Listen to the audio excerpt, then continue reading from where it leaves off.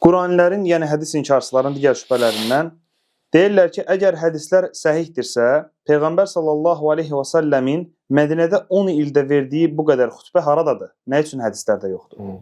Tamam. Yəni belə məntiqlə yanaşsaq bu insanların məntiqindən, onun da əksinə bu onu sübut edir ki, hədislər səhihdir. Çünki belə onu əgər belə rahat uydurmaq olsaydı, necə olardılar bu uydurmuş şeyləri də uydurardılar. O qədər hədislər deyərlər ki, filan xutbə. Onlar yoxdur deyənə, onu göstərir ki, ancaq səhih şeylər gəlib bizə çatır. Düz demirəm? Yəni o məntiqlidir. Ancaq səhih şeylər çatıb. Yəni çünki başa düşmək lazımdır ki, o ravi hədisi rivayət eləyən, xüsusən etibarlı ravilərdən gedir söhbət və etibarlı kitablardan gedir. Onlar həmişə ehtiyat eləyərdilər. Ehtiyat eləyərdilər bir hədis deyəndə. Onu görürsən ki, bir hədis deyəndə hərdən eyni sözdür, hətta eyni mənadır. Lakin gətir ikisində. Deyir ki, məsələn, racifə əv ri'də şədidə. Məsələn, o Navvasın bir dənə hədisində deməli, mələkləri necədir, mələklər təhsillənirlər vəhiydən. Deyir ki, ra'də əv racifə şədidə. Əslində, ra'də və racifə əv ri'də və racifə eyni şeydir. Hamısı sirkələməkdir. Lakin şübhə eləyir deyənə bilmir, hədisdə ya belə gəlib, ya belə gəlib. Hətta onu da qeyd edir. Ona görə bir hütbəni nəql eləmək üçün gərək arxayın olasın onu nəql eləməyə. Ona görə gəlib çatmayıb ki, ehtiyat edirdilər. Xütbəni də nəql eləmək olmuşsun çətin olub. Bu bir. İkincisi, nə qədər kitablar var ki, Peyğəmbərlərin xütbələri, hədis kitabları. Lakin zəifdir çoxsa. Çünki biz ayırırıq. Əgər yoxdursa, yox, var. Onlar zəifdir. Səhih bəlkə, bəli, azdır. Üçüncüsü, yoxdur demək düzgün deyil. Var. Səhih Müslimdə, İmam Müslim Səhih kitabında rivayət olunur ki, Ummu Hişəmdən səhvləmirsə, deyir ki, Peyğəmbər sallallahu bir gün xutbə verdi və onun xutbəsi Qaf surəsi idi. Yəni əvvəldən axıraca Qaf surəsini oxuyub. Və Peyğəmbər sallallahu əleyhi və səlləmin xutbələrin çoxu, bu başqa bir rəddi olan şübhəsində, xutbələrin çoxu Qurani-Kərim idi. Təsəvvür edin ki, Qaf surə təxminən 3 səhifəlik, 3-4 səhifəlik Qurani-Kərimdə ərəb dilində olan surədir.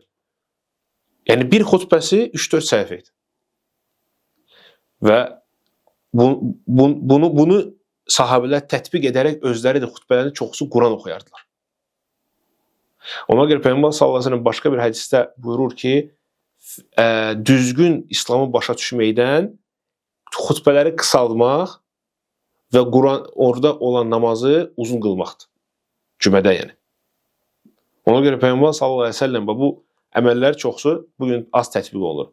Birincisi, xutbələr qısa deyərdi. İkincisi, xutbələr çoxsu Qurani-Kərim olardı. Və üçüncüsü də namazı da uzun qılardı. Cümədə.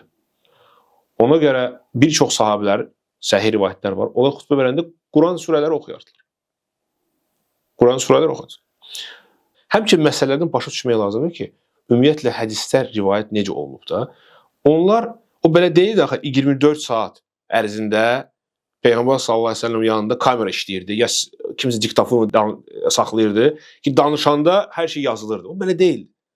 Siz başa düşün ki, bu ravilər söhbət xüsusən indi sahabelərdən gedir. Onlar Peyğəmbər sallallahu əleyhi və səlləmdən hədislər rivayət edirlər. Onlar o hədisləri ehtiyaca görə rivayət edirdilər.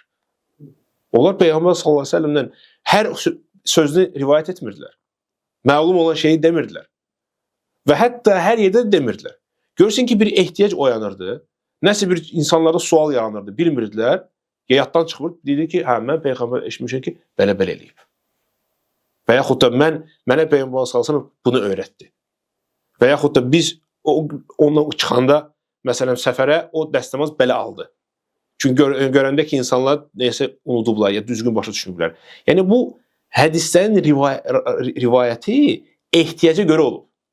Nə yerdə, nə vaxt ki, ehtiyac var idi, onu rivayət edirdilər. Başa düşürsünüz? Yəni, belə deyildi ki, hər şey istəyirdilər Peyğəmbərdən rivayət eləsinlər. Çünki ehtiyac da yox idi. 5-ci şübhə, nə qədər hədislər var ki, var Peyğəmbər sallallahu əleyhi və səlləm rivayət olunur ki, deyir, Xatəbənə Rasulullah sallallahu əleyhi və səlləm. Xatəbənə Peyğəmbər sallallahu əleyhi və səlləm bizə xutbə verdi. Məsələn, necə gəlir? İrbad Misari hədisində xutbə verdi bizə. Biz ağlamağımız tutdu və s. və hətta nə dedi? Aleykum bi sünnəti və sünnəti xulafə raşidin el-məhdiyinin bədi, mənim sünnətimdən və həmçinin xulafə, yəni raşidi xəlifənin sünnətindən yapışın və s. Yəni var. Belə deyil ki, yoxdur. Başa düşürsünüz? Ona görə bu hamısı mənasız əslində şübhələrdir. Və ümumiyyətlə, bax, biz bir şey başa düşməliyik, bu da 6-cı məsələ. Xutbələrin məqsədi insanları oyatmaqdır. Onlara təzə bir şey öyrətmək deyil. Və bu əsas xutbənin məqsədi, ona görürsünüz, həftədə bir dəfə xutbə olur. Nəyə görə? Yəni artıq bilən şeyi onları yada salmaqdır. Qiyamət günü barədə, axirət barədə, gözəl əməllər barədə.